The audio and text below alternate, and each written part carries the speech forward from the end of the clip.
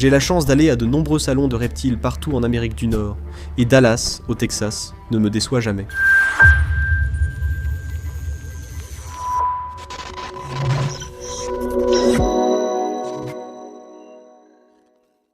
Si tu te souviens, en 2019, j'étais obsédé par cette toute petite espèce de gecko dont personne n'avait jamais entendu parler et que personne ne pouvait trouver.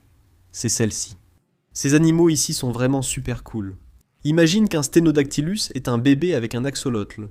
Et ensuite tu pourrais éclairer ce petit lézard, et tu verrais que ses os ressortent littéralement, ou brillent en réfléchissant la lumière.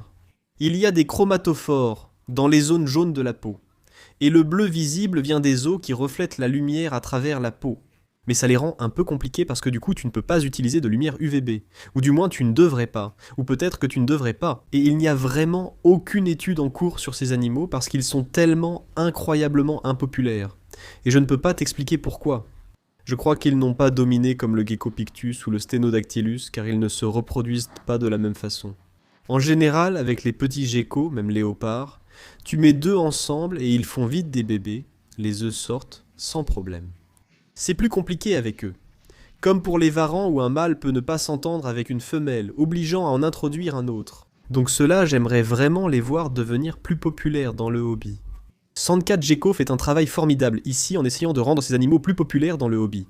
Et j'en parle depuis 7 ans. Enfin, je peux en voir un, en tenir un, le toucher, et vous en montrer un en vrai, pas seulement en photo. Vraiment super. J'espère qu'on en verra plus souvent dans le hobby. Je parle souvent des iguanes bandits des Fidji qui vous frustrent, mais ça vous pouvez l'avoir, et c'est tout aussi génial. D'après ce que j'ai compris, il n'y en a qu'une douzaine dans le monde entier qui sont albinos comme celui-ci. Les pectinata en général sont vraiment impressionnants. C'est une espèce intéressante qui, à mon avis, est bien meilleure qu'un iguane vert.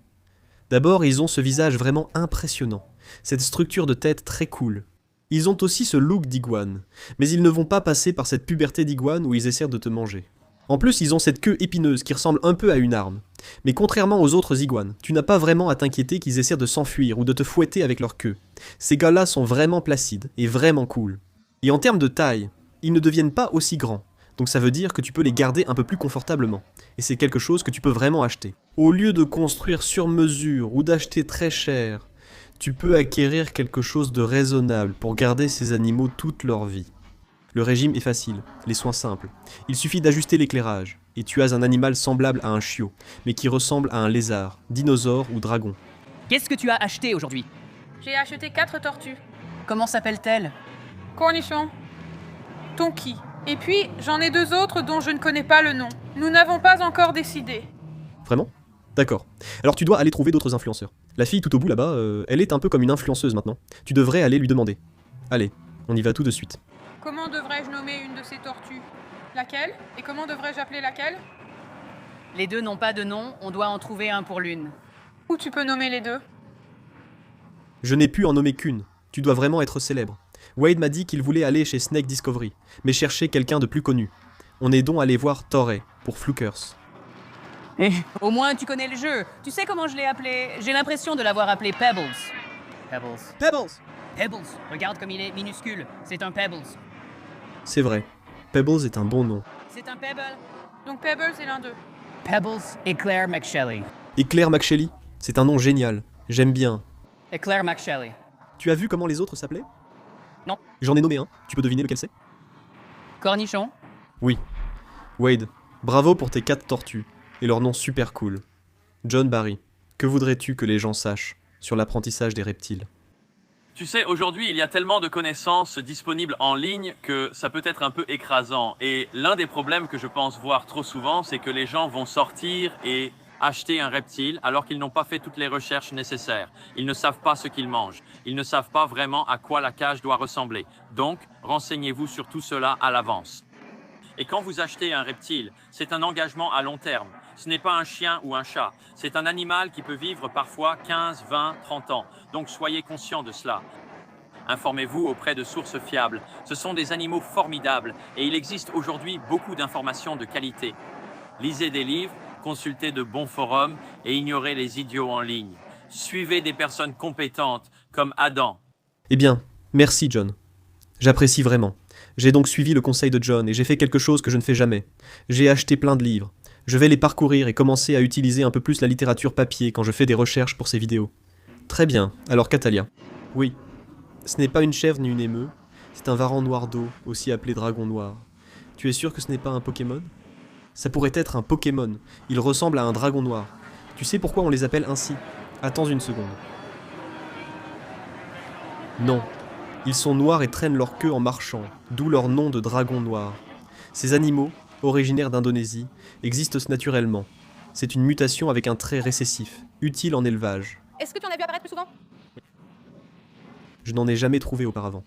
J'adorerais en trouver. Et c'est vraiment génial, parce que si tu vas sur certaines îles, les choses ont l'air très différentes. Par exemple, supposons qu'il y ait une canopée dense, et qu'ils aient vraiment besoin d'absorber la chaleur.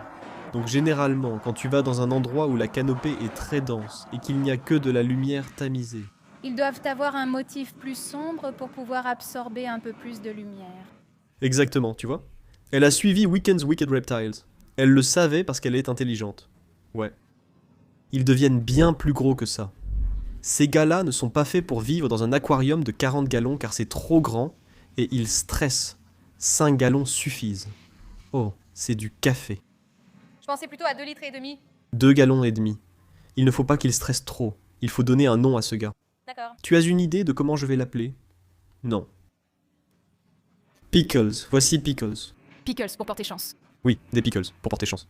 C'est quoi les pickles à la 5e fois? Je parie qu'il y en a eu 20 rien que dans ce spectacle. Pickles le 20e. Ouais, Pickles le 20e. Je sais que je ne peux pas le ramener au Canada, mais il se peut que je reparte avec lui. Je pourrais le ramener avec Mayhem. Tu veux tenir Pickles? J'adorerais tenir Pickles avec 20e. Voilà. Est-ce qu'on pourrait recommander cet écran à quelqu'un qui n'en a jamais eu auparavant? Tu dirais probablement pas. Tu peux. Il n'y a rien qu'on ne devrait vraiment pas avoir. Mais si tu veux ça, prépare un enclos de 3,60 sur 2,40 mètres, c'est une vraie pièce. C'est fou d'abord. Ouais, première tentative du mois. Et ils grandissent. Genre, ils grandissent assez lentement. Mais si tu achètes un animal comme ça, en un an, tu vas avoir besoin de quelque chose d'assez grand, au point que tu ne pourras pas acheter cet enclos. Dans 2 ans, tu auras besoin de quelque chose sur mesure. Et ils ont besoin d'un bassin filtré. Et ils font ce truc. Je ne sais pas si tu as remarqué ça chez les reptiles, mais dès que tu changes leur eau, ils font automatiquement caca dedans. Oh oui. Ces gars-là font exactement la même chose. Voilà. C'est ce que tu dois savoir sur les varans noirs. Ces expos ne servent pas seulement à voir des animaux exceptionnels. Elles permettent aussi d'intégrer la communauté et d'accéder aux meilleurs produits au meilleur prix, au lieu le plus pratique. Merci à Chewy de m'avoir invité à sponsoriser la vidéo. Et Chewy a récolté ce week-end 200 $ pour l'USR, en vendant certains des enclos les plus cool et les plus impressionnants de la gamme Snake Discovery que j'utilise moi-même. Nous en avons vendu 12 à très bon prix, et donné tout l'argent à l'USR. Si vous n'étiez pas présent et ne pouvez pas en obtenir maintenant, dépensez plus de 30 $ en produits Snake Discovery, qu'il s'agisse d'aliments, d'ampoules ou d'enclos. Nous vous offrirons des blattes d'Ubia gratuites, juste pour vous remercier. René, qu'est-ce que tu as? Ceci est un caméléon bifidus, aussi appelé caméléon à nez fourchu. J'étais super excité de montrer ça à la caméra jusqu'à ce que, tu sais, Monsieur Wiggins décide de me dire qu'ils en ont déjà trouvé à Madagascar, donc ce n'est pas si cool. Mais une chose que certaines personnes ne savent pas à propos de ces animaux, c'est que la femelle de cette espèce aime exhiber des couleurs très vives, non seulement pour nous avertir de les laisser tranquilles, mais aussi pour signaler aux mâles qu'elles sont déjà prises. En résumé, cela prévient un mâle. Ne m'approche pas, je ne veux pas m'accoupler. Alors ça, le processus rostral sur leur nez, tu sais à quoi ça sert? De l'eau. De l'eau. Oui, cela aide à capter l'eau. Le matin, la rosée et la brume se condensent sur leur tête et s'écoulent dans leur bouche. Alors, quel genre de personne aimerait un caméléon bifidi? Ou pourrait s'occuper correctement d'un caméléon bifidlous, tu penses? Celle qui fait toutes ces recherches et qui s'occupe probablement d'autres caméléons d'abord. Ce n'est clairement pas un caméléon pour débutants, c'est sûr. Certainement pas. Merci René. Oui, pas de problème, Adam. Mon animal de compagnie. Ils peuvent les caresser. C'est moi. J'ai une araignée, une tarentule, un arachnide. Très cool. Ceci est un serpent éléphant. Je vous en ai déjà montré. Ces animaux, c'est comme tenir la main de ta grand-mère. La peau est vraiment étrange. Ce sont les serpents les plus mous. Les serpents oignoses ne s'accrochent pas à vous. Je dis souvent qu'ils sont cool, mais si tu veux un serpent qui s'accroche, évite-les. Ne prends pas celui-ci si tu veux un animal qui ne tombera pas dès que tu le lâches. Ils ont de mignonnes têtes de chiots et sont adorables. C'est un serpent aquatique à garder dans des feuilles de thé indiennes. Leur peau est plutôt souple et unique. Et aussi, ils sont un peu fragiles pour un serpent. Donc si tu n'es pas vraiment passionné par les paramètres de l'eau et l'entretien des aquariums, ce n'est clairement pas un serpent pour toi. Mais l'avantage, c'est qu'ils ne sont vraiment pas rapides. Ils ne sont pas enclins à te mordre. Et en général, ce n'est pas la chose la plus difficile au monde à garder une fois que tu sais vraiment ce que tu fais, mais c'est clairement une espèce avancée pour les personnes qui aiment vraiment, vraiment ce type spécifique de serpent. Salut, Catalia. Bonjour Adam. Tu es très célèbre. Je t'ai vu dans une vidéo de Dave Coffin, donc tu dois être vraiment, vraiment célèbre. Je sais, c'est là que tout se passe. Question très importante à une expo de reptiles. Que mangent les Pikachu? Eh bien, comme celui-ci par exemple, Comme celui-là, oui. il mange un mélange d'électricité et de feu. Vraiment? D'accord. Alors comment il s'hydrate? Eh bien, on va te dénoncer. Adam m'a déjà posé cette question avant cette vidéo et il m'a dit qu'il devrait probablement avoir de l'eau. Mais je vais prendre un risque ici et dire, en tant que personne qui n'a jamais gardé de Pikachu, qu'il mange probablement uniquement de l'électricité. Donc c'est ma réponse. Où est-ce que tu te procures l'électricité? Est-ce que tu as un code de réduction pour ça, pour les gens qui possèdent un Pikachu? Ils la prennent généralement directement de ton... Ils la prennent généralement directement de tes prises à la maison. Oh, d'accord. Oui. Donc ils ont ce petit truc et ils font juste, tu vois. Waouh, c'est vraiment cool. Oui. Alors, dernière question pour toi. Si on devait faire une liste des 5 meilleurs animaux de ferme, mais qu'ils étaient tous des Pokémon, lesquels choisirais-tu? Oh, c'est une question tellement amusante. Oh là là, ça va me demander un peu de réflexion parce que dans ma tête, je pense à émeu. Franchement, les émeus sont déjà presque des Pokémon. Donc émeu 1, 2 et 3. 1 à 3, c'est émeu. 4, c'est probablement... Qu'est-ce qui est bien? Je pense à Powell World et à cette adorable créature de la main. Qu'est-ce qui ne va pas chez moi? Mais une photo.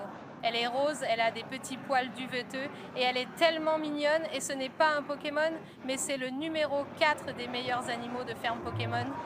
Et puis le numéro 5 serait probablement un Pikachu parce qu'il peut récolter de l'électricité pour toi et tu peux l'utiliser pour alimenter ta grange sur ta ferme. Merci Catalia. Ce fut une expérience très enrichissante d'apprendre tout sur les fermiers Pokémon. J'espère que tu as appris. Aujourd'hui, j'ai aussi beaucoup de connaissances, comme tu le vois. Passe une excellente journée. Toi aussi, au revoir. L'exposition de reptiles SNRBC de Dallas n'a pas déçu, comme toujours. Et il se pourrait que vous voyiez bientôt certains de ceux-ci dans ma collection. Parce que je suis absolument tombé amoureux des Pectinata.